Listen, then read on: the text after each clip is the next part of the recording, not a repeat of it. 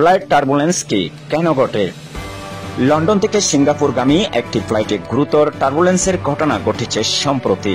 এতে একজনের মৃত্যুর পাশাপাশি আহত হয়েছেন বেশ কয়েকজন।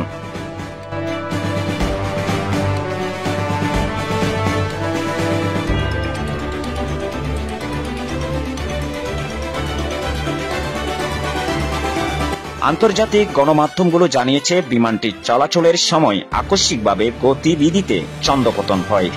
এতে তীব্র ঝাঁকুনিতে ছিটকে যায় কেবিনে থাকা যাত্রী ও অন্যান্য জিনিসপত্র। পরিস্থিতি বেগতিক দেখে বিমানটিকে জরুরি অবতরণ করা হয় ব্যাংককে। আলোচনায় এখন ফ্লাইট টার্বুলেন্স।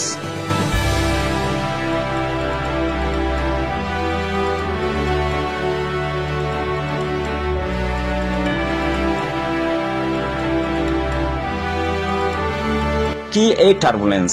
বিমানে যারা যাতায়াত করেন তাদের কাছে হঠাৎ ঝাঁকুনির মতন পরিস্থিতি অনেকটাই পরিচিত। কোনো বিমান টার্বুলেন্সের মুখোমুখি হলে এমনটা হয়ে থাকে।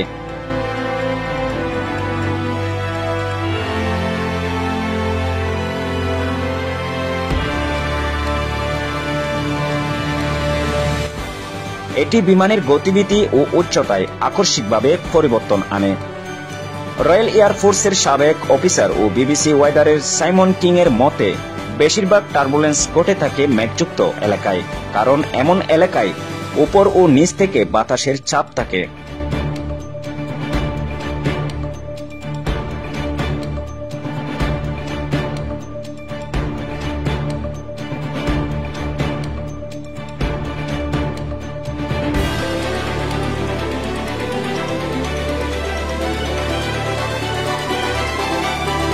বেশিরভাগ ক্ষেত্রে বাতাসের এই চাপ মোটামুটি হালকা থাকলেও বড় মেঘের ক্ষেত্রে বাতাসের প্রবল গতিবিধি মাঝারি বা গুরুতর টার্বুলেন্সের সৃষ্টি করতে পারে।